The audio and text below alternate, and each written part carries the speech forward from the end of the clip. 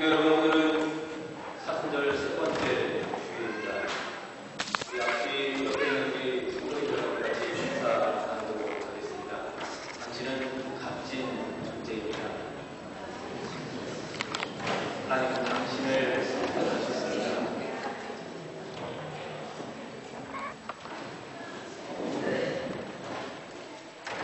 한 번 더 나누겠습니다. 이게 좀 어색하죠? 어색하지만 안 어색한 척 한번 더 인사 나누겠습니다. 당신은 값진 존재입니다. 하나님이 당신을 선택하셨습니다.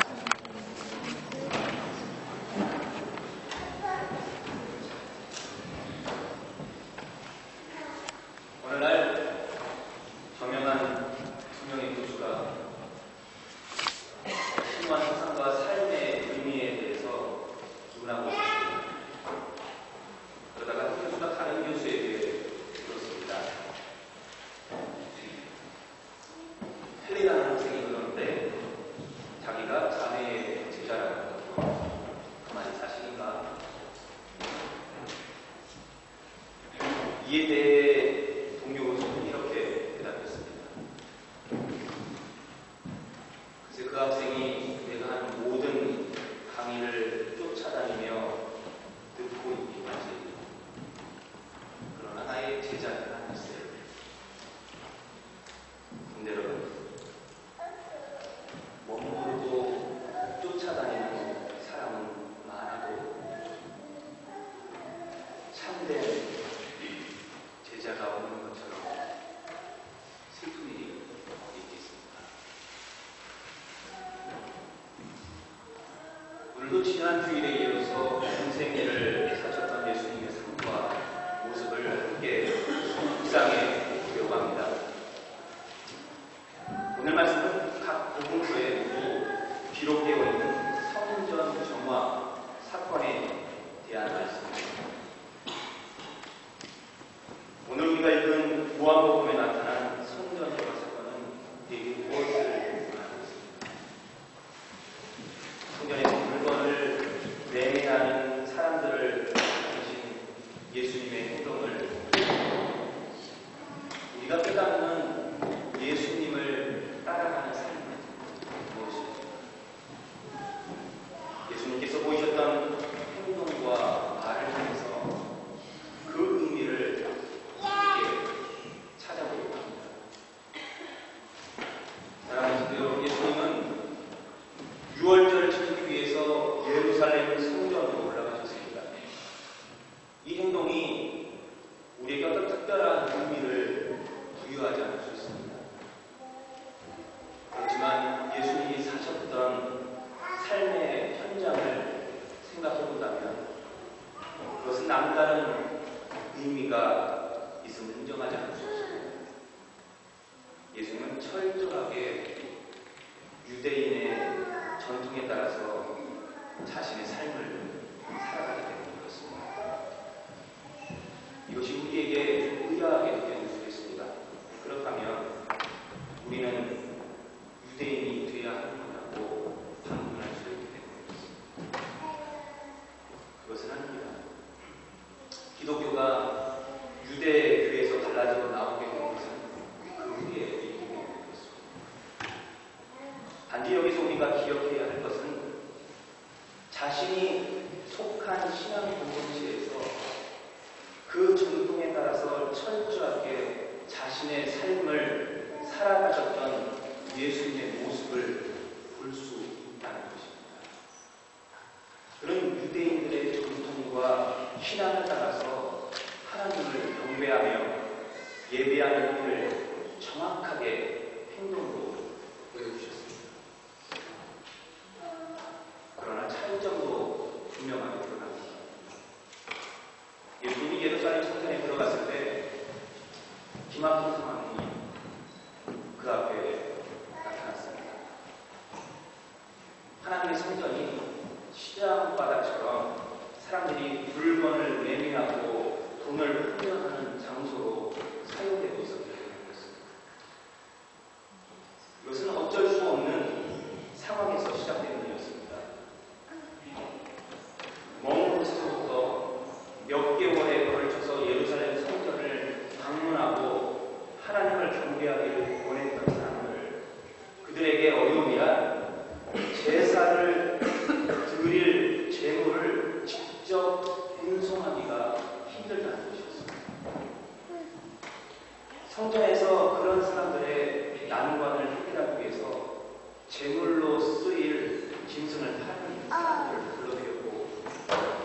이스라엘은 그 재물을 사기 위해서 예루살렘 지역에서 쓰는 돈으로 환전을 해요. 그러나 문제는 거기서부터 시작됩니다. 시대적인 상황에 맞는 대책이었지만 세월이 흐르면서 본래의 의도와는 상관없이 물건을 매매하고 이윤을 얻는 사업으로 발전이 됩니다.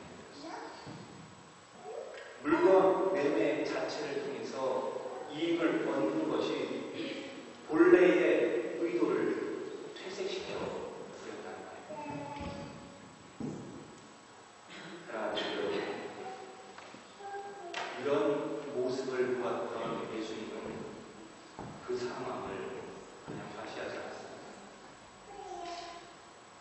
하나님을 섬기는 신앙과 그것을 위해 준비된 성전에서 맞지 않는 일을 행하는 사람들에게 채찍을 드셨고 물건을 엎으셨고 그들을 쫓아내셨습니다. 예수님은 성전을 기도하는 집이 아니라 물건을 파는 집으로 만든 모든 사람들에게 분명하게 대접하셨습니다. 그의 단호했고 과감한 결단성이 있었습니다.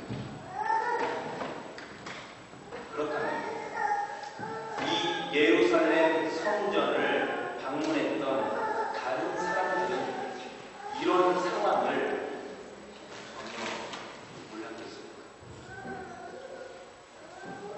그들이 본래 목적에서 벗어난 성전에서의 물건 매매를 보면서도 애써 그것을 모른 채 한 이유는 무엇이겠습니까?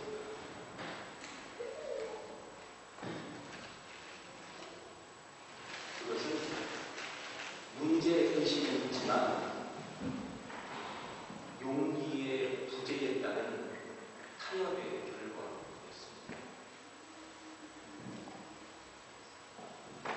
많은 사람들이 보는 앞에서 물건을 매매하는 사람들을 쫓아내기란 결코 만만한 일이 아니었습니다.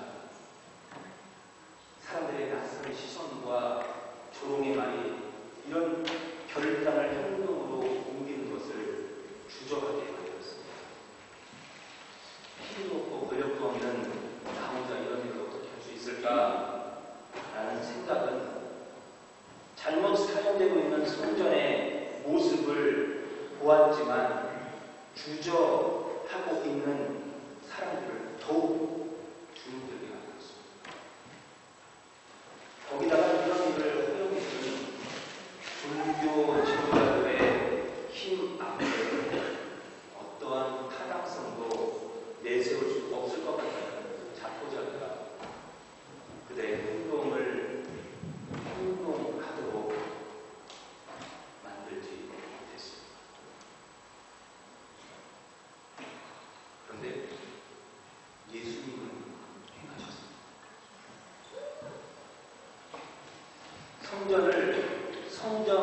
성전답지 못하게 하고 하나님을 예배하기 위해 시작된 일이 그 목적을 벗어난 상황에 직면했을 때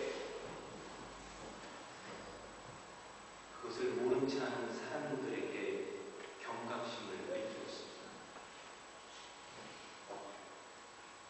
제자들은 그런 예수님을 보면서 17절에 주님의 집에 대한 열정이 나를 삼킬 것이다 라는 시편 69편 9절의 말씀을 떠올렸다 라고 말하고 있습니다.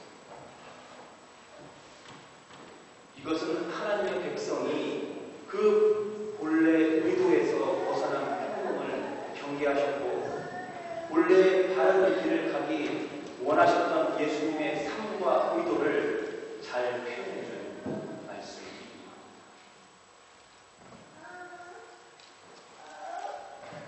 성도 여러분, 예수님을 따라가는 삶이란 무엇입니까?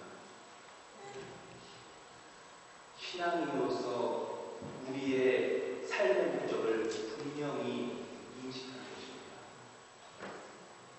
그것은 하나님의 뜻이 본래의 의도에 합하여 바르게 행해지고 있는지를 끊임없이 돌아보는 삶입니다. 본래의 목적에서 벗어나는 것은 오히려 하나님과 우리의 관계를 막는 방해물이 될 수도 있습니다. 무관심이나 탐욕도 문제지만 한쪽으로 치우친 그 열정도 문제가 됩니다. 하나님과 그의 나라가 이 땅에 온전히 이루어지는 것을 보기 원하시는 예수님이 예루살렘 성전을 정화하셨던 모습은 현재를 살아가는 우리에게도 시사하는 바가 있습니다. 무엇을 두려워하고 있습니까? 무엇을 잊고서 있습니까? 하나님과 그의 나라가 아닌 다른 것이 기준점이 되어 있지는 않습니다.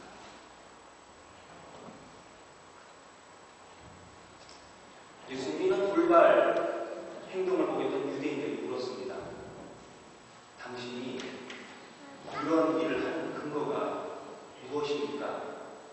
우리에게 어떤 표적을 보여줄 수 있습니까?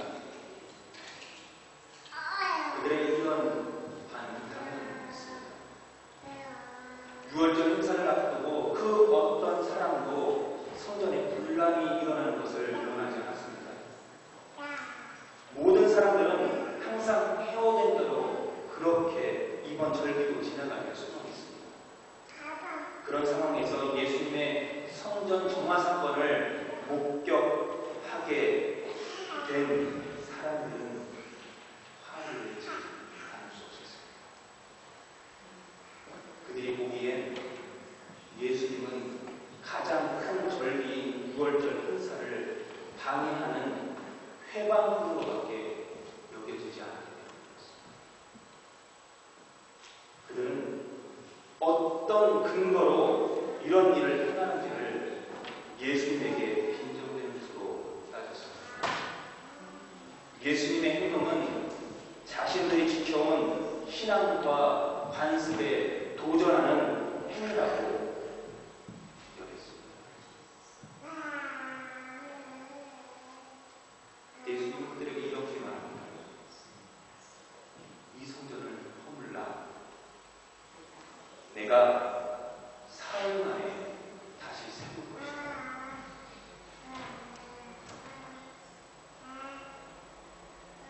유대인들은 강하게 항의하는 자신들의 모습을 보고 순간의 실수로 잘못했다고 고개를 숙이고 사과할 예수님의 이미지를 그렸습니다. 그런데 예수님은 오히려 더 당당한 모습으로 그들에게 말합니다. 아니, 한술 더 떠서 상상도 못했던 엄청난 말씀을 내뱉고 있습니다. 예루살렘 성전을 허물었다. 그리고 그것을 3일 만에 자신이 다시 지을 수 있다고 말했습니다. 이런 예수님의 이 반응에 당황해하지 않을 사람이 없겠습니다. 유대인들은 상당히 당황했습니다. 왜냐하면 이 성전이 지어진 46년의 역사를 보고 들어서 알았습니다. 성전을 짓기 위해서 많은 기술자들이 투입되었고 그 당시 최고라고 여겨질 만한 건축들이 누가 들어가 있었습니다. 더군다나 왕실로부터 아주 많은 재정적인 지원 덕분에 겨우 이 성전을 완성할 수 있었습니다. 그랬음에도 불구하고 적잖은 시간에 걸쳐 완성된 이 성전을 어떻게 3일 만에 다시 짓는다는 것이 도무지 이해가 되지 않습니다.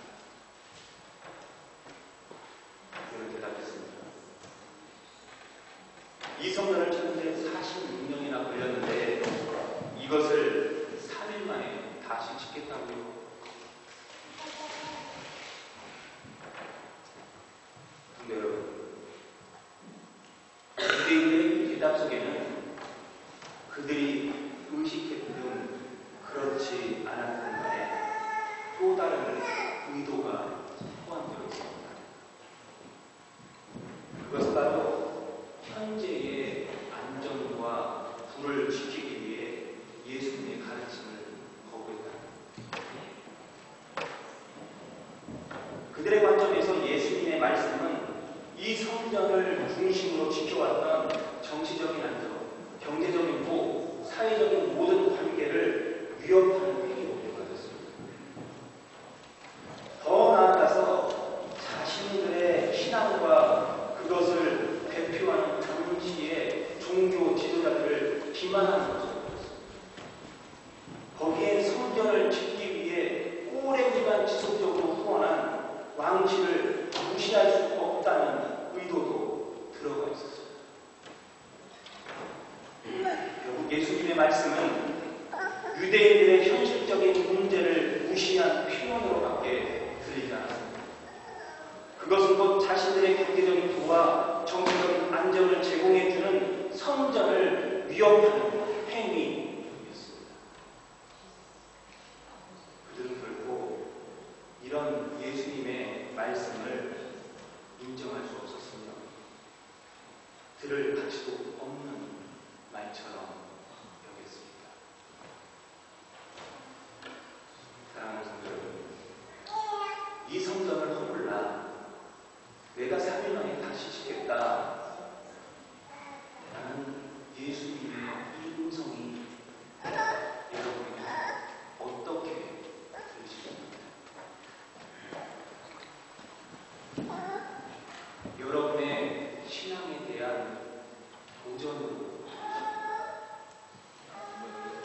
내가 지금까지 쌓아왔던 내 스스로의 신앙의 그 견고한 산성이 허물어지는 것 같은 두려움으로 몰려옵니다.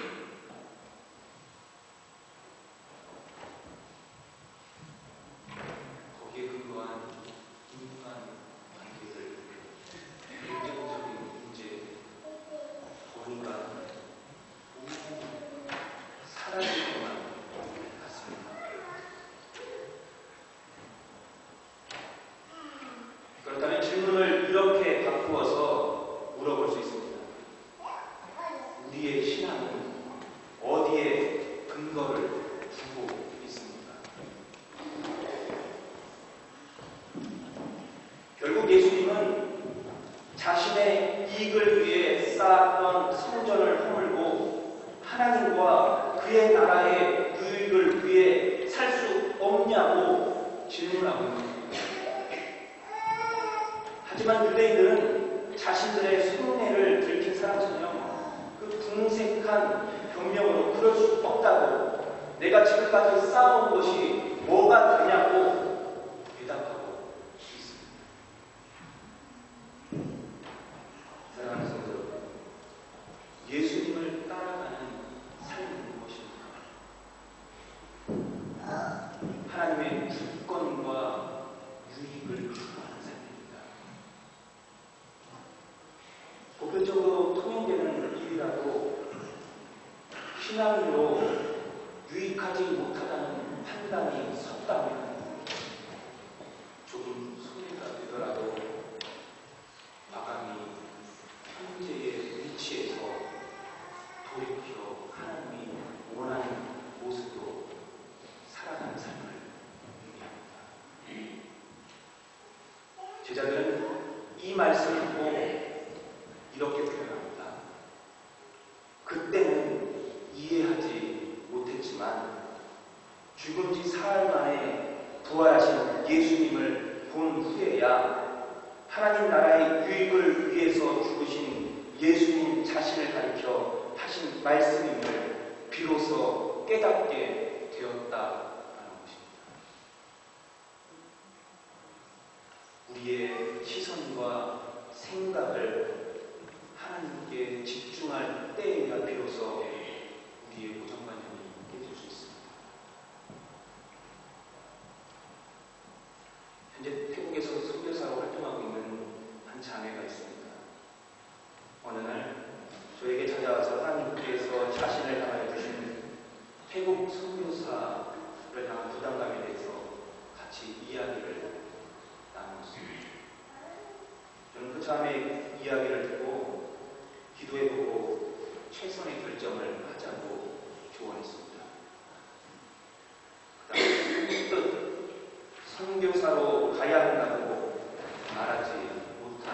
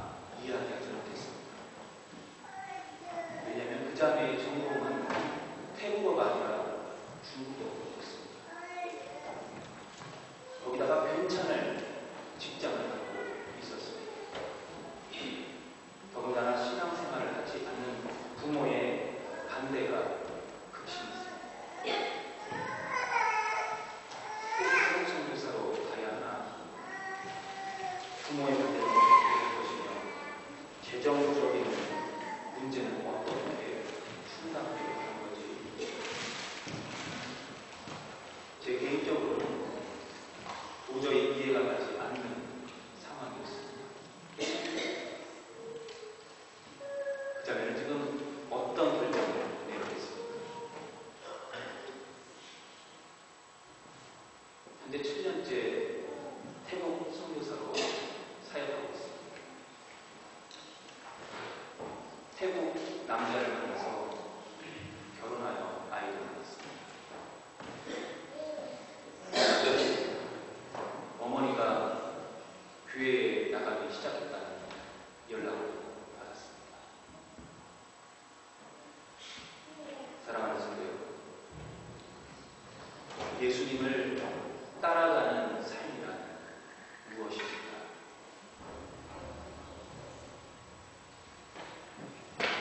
우리가 하나님의 뜻에 따라서 바르게 살아가고 있는지를 항상 되돌아보고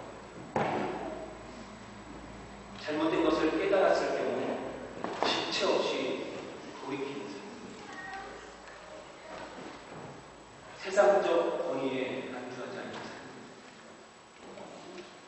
부와 권위의 상징인 유형적인 예루살렘 성전을 위해 사는 것이 아니라 생명을 살리는 하나님의 임재가 있는 참된 성전을 가꾸기 위해 살아가는 삶입니다. 예수님이 성전에서 물건 파는 사람들을 내쫓았던 사건에서, 그리고 이 성전을 허물라 내가 3일 만에 다시 세우리라 라는 말씀 속에서 우리를 향한 예수님의 가르침을 깨달을 수 있습니다. 그분이 먼저 그 길을 가셨습니다.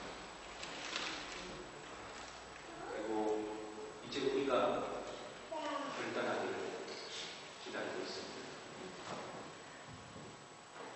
여러분, 이 성전을 허물라 내가 3일 만에 다시 짓겠다 라고 하는 말씀이 어떻게 같이 기도하겠습니다. 하나님, 이 사순절 기간에 예수님을 따라가는 삶을 살아가는 우리 성도들 가운데 다시금 우리 스스로의 삶을 돌아보고 혹여나 하나님의 뜻에 따라서 바르게 살지 못하는 모습이 있었는지, 하나님이 원하는 모습으로 살아가는지를 돌아보는 기간이 되게 하여 주시옵소서. 우리에게 필요한 많은 것이 있고 우리를 유혹하는 많은 것들이 있습니다. 그 가운데 하나님이 가장 원하는 삶이 무엇인지를 온전히 분별할 수 있도록 우리에게 그 분별력을 허락하여 주시옵소서. 이 성전을 허물라 내가 3일 만에 다시 세우리라고 말씀하신 그 주님의 말씀 속에서 내가 갖고 있던 고정관념도, 내가 갖고 있던 모든 것도